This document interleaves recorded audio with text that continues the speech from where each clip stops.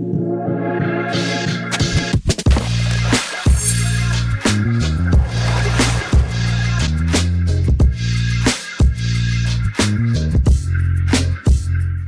Maxime, comment tu vas? Salut, ça va au top? Est-ce que tu peux te présenter à la communauté Graden? Je m'appelle Maxime Poty, je suis fleurettiste et champion olympique d'escrime par équipe aux Jeux de Tokyo. Est-ce que tu peux nous dire comment est-ce que tu es arrivé à ce sport? J'ai commencé le sport, l'escrime quand j'avais 5 ans. Moi j'avais Zorro et D'Artagnan en idole. J'ai aussi vu l'équipe de France de foot être championne du monde en 98 quand j'avais 5 ans. Et du coup je me suis dit, bah, moi je veux être un champion, mais aussi ressembler à mes héros comme D'Artagnan et comme Zorro. Et du coup je me suis lancé dans l'escrime et par chance, bah, aujourd'hui je suis ici pour vivre mon rêve tous les jours. Comment est-ce quand on est enfant et on arrive dans l'escrime, comment est-ce qu'on choisit son arme? Est-ce que c'est un peu comme la baguette qui arrive à Harry? Est-ce que c'est l'épée qui vient à nous, le sabre ou le fleuret qui vient à nous? Ou comment est-ce que ça fonctionne? Non, honnêtement, ça dépend juste du club dans lequel on est. Mm. Le maître d'armes, souvent, il a une arme de prédilection, même s'il est capable d'enseigner en théorie dans les 3 armes. De toute façon, le fleuret, c'est l'arme d'apprentissage, donc tout le monde commence au fleuret. Et si on a un club spécialisé fleuret, on reste dans le fleuret. Si on a un club spécialisé épée, on fait de l'épée ou du sabre. Et du coup, moi, mon club, c'était un club spécialisé fleuret, donc je me suis jamais posé la question de savoir si j'allais faire de l'épée ou du sabre.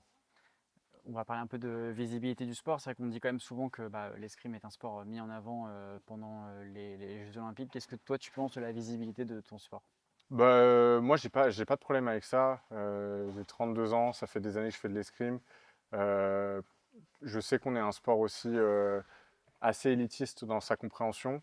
Ça fait plaisir aux gens de nous suivre une fois tous les 4 ans pour les Jeux Olympiques parce que c'est assez grandiose et parce que c'est un beau sport esthétiquement à regarder, mais aussi en termes d'intensité et de pression.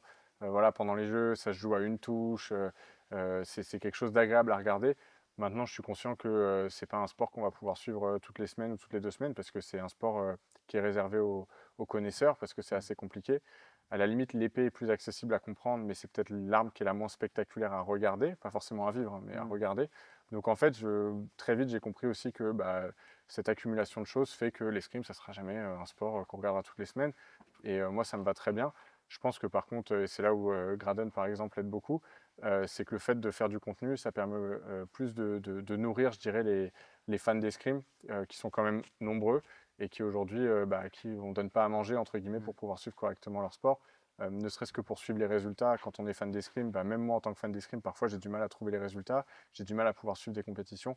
Donc déjà, moi j'ai abandonné un peu cette idée trop grand public. Mm. Voilà, je suis content qu'on soit vu tous les 4 ans pour les Jeux Olympiques de la plus belle des manières, mais je pense que le boulot il est sur donner du contenu pour les gens qui aiment l'escrime et il y en a quand même beaucoup.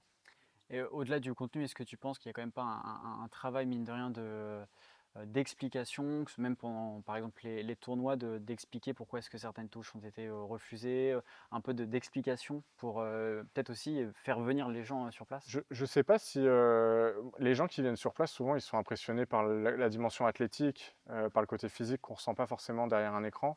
Euh, Moi, je ne suis pas sûr que le secret, ça soit l'explication. Je pense que le secret, c'est plus le storytelling, ce qu'on raconte autour des athlètes, ce qu'on raconte même autour des compétitions. Par exemple, pendant une saison, nous, on va avoir des Coupes du Monde et des Grands Prix. Mais en fait, j'explique même pas la différence aux gens parce que déjà, la différence, elle n'est pas si claire que ça. On a juste plus de points sur un Grand Prix, il n'y a pas d'épreuve par équipe. Mais en fait, il n'y a pas ce petit truc en plus qui nous donne envie de suivre telle ou telle compétition. En fait, c'est juste des compétitions. Qu'on la gagne ou qu'on la perde, les gens ils savent pas que quand on gagne une Coupe du Monde, on n'est pas champion du monde, que quand on gagne un championnat du monde, là on est champion du monde. Donc en fait, on ne crée pas d'histoire autour des compétitions, on ne crée pas d'histoire autour des athlètes. Et je pense que ça passe avant le simple fait de comprendre l'escrime. Les gens ils ont envie de vibrer, oui, sur la piste, mais ils ont surtout envie de suivre, entre guillemets, les héros d'une histoire à un moment donné. Et je pense que le travail, il est plutôt sur ça. Les athlètes, on est beaucoup, comment dire, laissés face à nous-mêmes pour notre communication. On va pas se mentir, il n'y a pas beaucoup de singularité. Tout le monde respecte un peu des codes parce que c'est ce qui permet de un jour peut-être trouver des partenaires. Et en escrime, c'est assez rare. Donc en fait, je trouve que ouais, au-dessus des athlètes, en fait, puis nous, on s'entraîne. Donc, moi, je veux bien raconter mes entraînements, mais en fait, quand j'arrive à l'entraînement, j'ai pas envie de me filmer. Quand je vais en compétition, avant, je faisais des petits vlogs, des choses comme ça. Mais en fait, ça prend trop d'énergie, trop de temps. Mm. Donc, en fait, je pense qu'on a besoin d'être accompagné justement dans ce storytelling, cette histoire à raconter sur les athlètes, sur les compétitions. En plus, on a la chance en escrime, ça c'est notre vraie force, je pense, d'énormément voyager. Donc en fait, quand on part sur une compétition, il y a aussi une histoire culturelle à raconter. C'est l'un des sports les plus mondialisés. Ça, les gens pensent que justement c'est réservé qu'à une élite et tout, mais non. En fait, l'escrime, c'est un sport où de tout temps, entre guillemets, l'être humain, il a eu une épée presque dans la main. Donc en fait, quand on va donner un ballon à quelqu'un, il y en a qui vont aimer avec les pieds, il y en a qui vont aimer avec la main, il y en a qui vont pas être à l'aise du tout avec un ballon. Quand on donne un fleuret, une épée ou un sabre à quelqu'un, tout de suite, il y a presque quelque chose d'instinctif en lui. Donc l'escrime, c'est un sport hyper mondialisé, hyper connu. Il y a plein d'histoires à raconter sur nos voyages, nos rencontres, aller voir d'autres athlètes, d'autres pays, différentes cultures.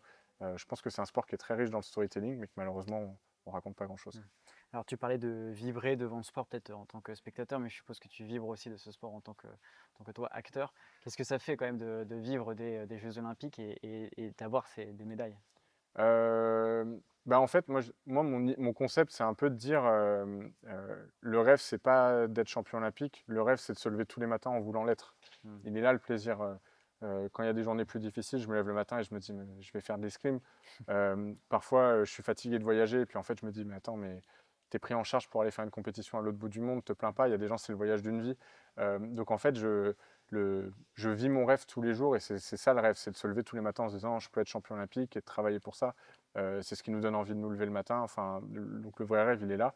Et après, les jeux, bah, ça vient juste amener quelque chose je dirais de grandiose sur ce rêve parce que les jeux, il y a tout ce qu'on peut rêver pour un athlète. Nous, en plus, en escrime, on est un sport justement où les salles, elles sont pas forcément remplies, où l'ambiance, elle n'est pas forcément folle.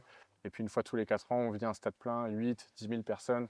On vit quelque chose de grandiose. Les jeux, c'était au Grand Palais pour l'escrime. J'aurais jamais pensé faire une compétition au Grand Palais. Puis on côtoie aussi tous les autres athlètes d'autres sports. Donc on fait partie, on est des Olympiens. Hmm. Donc voilà, toute cette globalité fait partie du rêve et moi je le vis tous les jours. Voilà, tu parlais d'Artagnan quand tu étais plus jeune. Qu'est-ce que rétrospectivement, est-ce qu'il serait fier, ce petit Maxime qui se prenait pardon, pour d'Artagnan, est-ce qu'il serait fier de ton parcours aujourd'hui? Bah, franchement, oui, et c'est un peu un. Pour les Jeux de Paris, en fait, les Jeux de Tokyo, je rêvais d'être champion olympique. On a été champion olympique par équipe. C'était voilà, incroyable. Enfin, j'avais l'impression d'avoir justement accompli en partie mon rêve. C'était une grande fierté. Et les Jeux de Paris, en fait, j'avais cette pression avant les Jeux. J'avais l'impression que c'était la fin de quelque chose pour moi, justement d'aller au bout du rêve de l'enfant que j'étais. Et j'ai un peu passé ce deal avec moi-même, entre guillemets, avec l'enfant que j'étais, en lui disant, en me parlant à moi-même et à l'enfant. Après les Jeux de Paris, je lui ai dit, maintenant laisse-moi tranquille. Genre, j'ai fait le. euh, Parce qu'il y avait tellement de pression pour se qualifier, pour vivre ça, que je me disais, j'ai pas le droit d'abandonner par respect pour l'enfant qui rêvait de faire ça. Et une fois que je l'ai fait, que j'ai été au Grand Palais, que j'ai fait les Jeux pour la deuxième fois, que oui, il n'y a pas eu de médaille d'or cette fois-ci, mais il y a eu une médaille de bronze incroyable par équipe. En individuel, j'ai vécu des émotions de fou. Mais en fait, j'ai dit à l'enfant que j'étais, j'ai fait le job, j'ai respecté notre pacte, maintenant laisse-moi tranquille.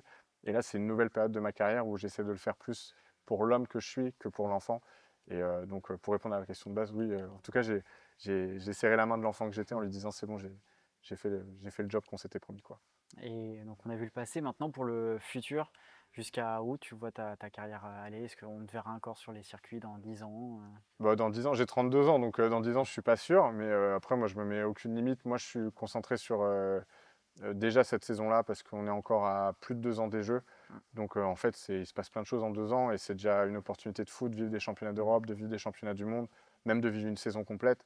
Tu vois, là, je pense à mon coéquipier Enzo Lefort, qui est toujours très fort, mais qui est embêté par les blessures, qui sent peut-être un peu le poids des années aussi parfois, et qui en fait n'arrive pas actuellement à pouvoir juste revenir faire une saison complète. Donc lui, il est dans un objectif, là où moi je vis des championnats d'Europe, des championnats du monde, lui il se dit juste j'aimerais bien faire une saison complète. Donc déjà, je dis merci à mon âge et après tant d'années de carrière de pouvoir faire une saison complète. Je profite de faire des championnats d'Europe parce que c'est pas facile de se sélectionner, d'aller vivre des championnats du monde. Donc je vis un peu saison par saison.